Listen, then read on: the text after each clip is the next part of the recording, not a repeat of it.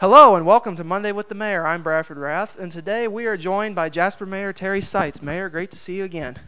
Good to see you too. All right, let's start out with we've had two meetings recently. Let's start with the Jasper Riverfront Master Plan. Tell us more about what went on there. Well, that particular event, which was held last week on Tuesday, attracted about 150 people. It was the true public input session. And we broke it up and had a kind of a welcome event with that and some food from some wonderful downtown restaurants. And then we basically facilitated a two-part discussion, one which was some answers that were done mechanically and turned into electronic format of measuring results of what people thought of pretty broad topic items like, do you know the distance from downtown Jasper from the courthouse square to the riverfront? What do you see as some things that may be needed, including all of the above? And that came out. And then the tabletop sessions were really broken down into 5 different segments that allowed each table to kind of pick a topic or two and say, here's what we see. I think I would restate what City Visions told us after the meeting, and that was it is very rare to have that type of participation at a city public gathering. Normally it may be a committee and a few people, and sometimes people may be in opposition of something.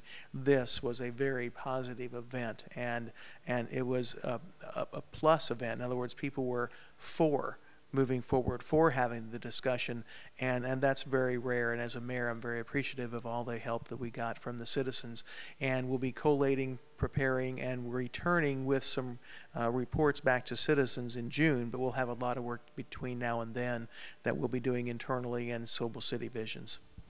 So what is that community involvement? You talked about it at the meeting, but tell us again what that community involvement means for the city. It's really, in an odd way, and I don't mean to say this haughtily, it's kind of what Jasper does. They rally around.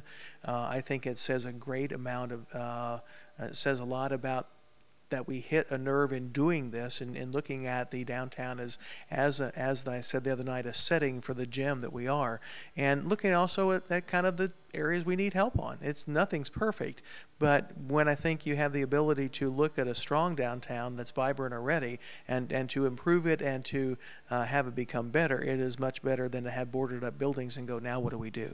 And we certainly are just the opposite of that. So it's been very, very engaging, and I love it. So let's move on now to the Jasper Advisory Team for the Country Club property. What do we got there?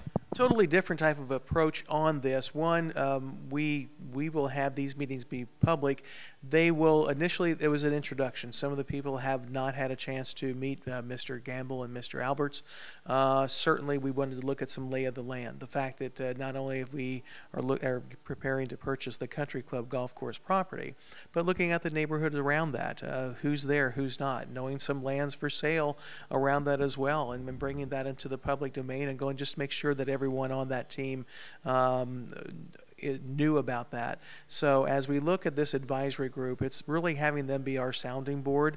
They have several constituencies or stakeholders represented, or we do, and the other parts are some citizens, and we've already heard back from them, what can I do, how do you want me to approach this? And we're debriefing officially this week on last week's meetings, and we'll have probably some action items internally that we'll share with the advisory team, maybe looking at how they could use their stakeholder groups to gather some information from us, whether that would be schools or library, looking at their constituencies and say, how can you kind of survey or tap into your audience as to how they see that land playing out. So as you notice, the format was totally different, and I think we're involving some citizens in that group that haven't had that public meeting aspect before, and that's new for them too. And so we're kind of, again, very engaged with the public at that level. We will have some formal public session as well, maybe similar to what we just did for the downtown, and that will occur during the Country Club. But this was very preliminary meeting, kind of a shaking hands meeting. So judging by what we've talked about, it'll be a busy next couple of months here. Absolutely, and there may be things that won't be quite as public because of things that really, there are 2 different stages that they'll be on. I was asked by someone, what do we expect of the outcome? Well, I will address the one that's further along. We had a scope of project, and we really will expect on the Downtown Jasper Master Plan to have some achievable areas, something that we could actually catapult and do. And then we may have some things that will come out that could be done in phases, or that may need budgeting, but that will be identified of investments that could be made that would be making some changes.